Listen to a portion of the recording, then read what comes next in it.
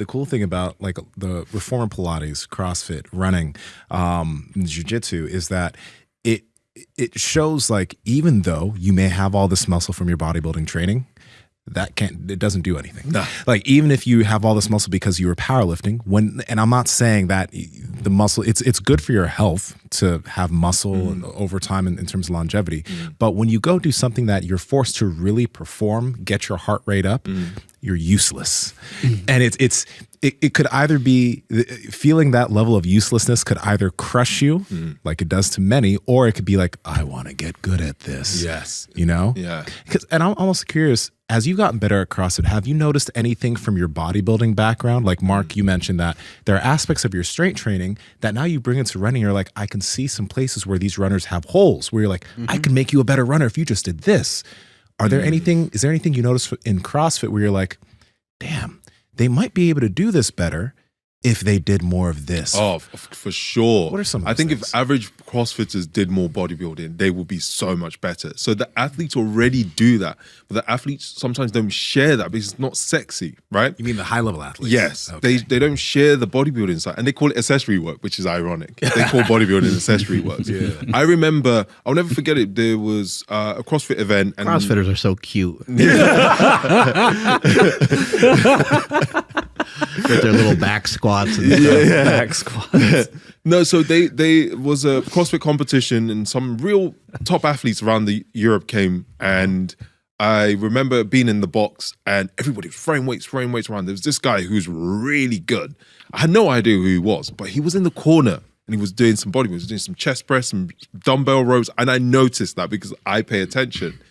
And then I went to talk to him. I was like, "What, what are you doing?" He's like, "My name is there. I'm like doing one of the competitions." I had to Instagram. I was like, "Oh shit, he's like one of the best." Yeah. And he was like, "Oh, I'm just doing some of my accessory, but I do this all the time." I was like, "It's really interesting because I never thought CrossFitters did any form of bodybuilding." Because I know I do a lot of this. This is part of and he was jacked. Yeah. So, and he does straight pull-ups, a lot of them.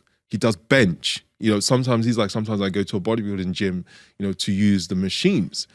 And if a lot of CrossFitters did that, a lot of the injuries they'll be able to avoid, if I'm being honest. But also they'll be stronger. I mean, there was someone else said that you shouldn't kip your pull-ups until you can do at least 8 to 10 strict pull-up. Yeah. And that is, I wish a lot of CrossFitters, the average CrossFitters, did that. That was the rule that they implemented. So if a lot of them did bodybuilding movements, and that was also what motivated me to do minimal training in a CrossFit box, so bodybuilding in a CrossFit box, just to show people that it can be done.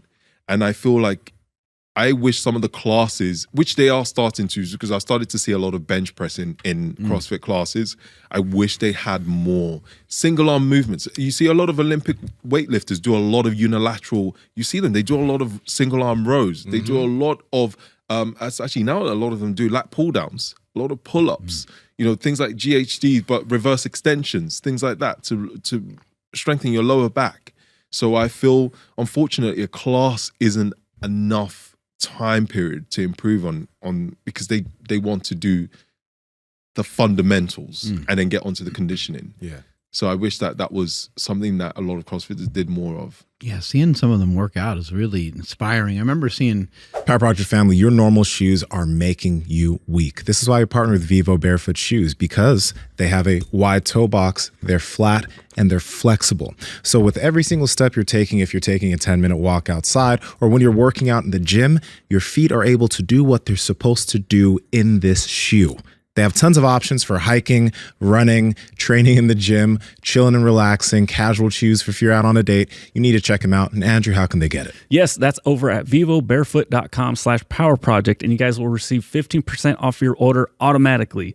Again, vivobarefoot.com/powerproject. Links to them down in the description as well as the podcast show notes.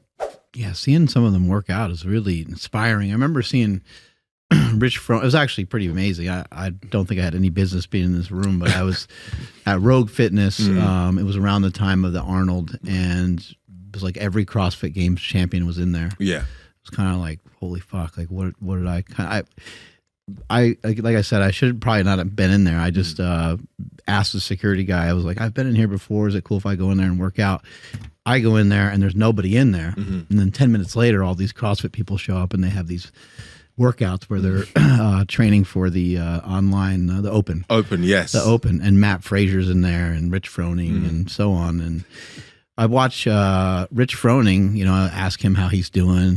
He's already like, you know, 4-time champ and whatever. And he's like, I'm just kind of messing around. I'm kind of banged up. So I'm just doing this for today. And he was doing pistol squats mixed with the assault bike, mixed with pull-ups. Yeah. And he just kept going back and forth between that. And he probably did that for, I don't know, like 30 minutes. A couple minutes go by, he's drenched in fucking sweat, and he loads up a bar and he does some bench pressing. And he does sets of 5 with 275. Matt Fraser is doing one of the workouts. I don't remember exactly what the workout was, but he kept going between an Olympic lift. I think he was doing a clean, and he was doing kipping pull-ups in between that. Right. It was like one of the workouts, 2018 or something like that. He kept going up in weight after every set, and I want to say there was like 150 kilos on there or something, like 300 something. But I mean, it wasn't like he was, you know, just lifting like 2 plates. I mean, he frothing around. Yeah. I was like, there's no aspect of what either one of these guys did today that I can do. I don't even know how to do a pistol squat. And cleans I can kind of barely do, and I don't even know how to do like a butterfly kipping pull-up. I can barely do regular pull-ups all that well. So my hat goes off to those guys. I think they're, and girls, I think they're amazing. It's an amazing sport.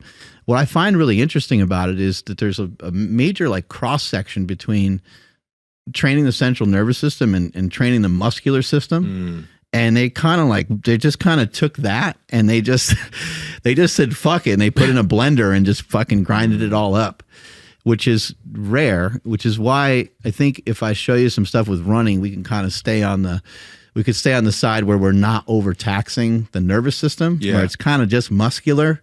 And then it's just like, well, how do we just deal with, how do we mitigate fatigue? Is all it's going to be. Yeah. But in a CrossFit workout, it's way different because you might be on that assault bike trying to go for time and trying to burn a certain amount of calories. And then in between that, you might try to lift weights, which you don't really have a choice. You can only calm down so much when you have that kind of intensity. Hey guys, if you like this clip, go ahead and comment down below and let us know what you liked about it. All right. Share this with a friend. Make sure to subscribe to the channel. And also, we are on Reddit and Discord. All that's down below. All our sponsors and everyone that supports us down below there too, so you can get whatever you like from us. All right? Peace.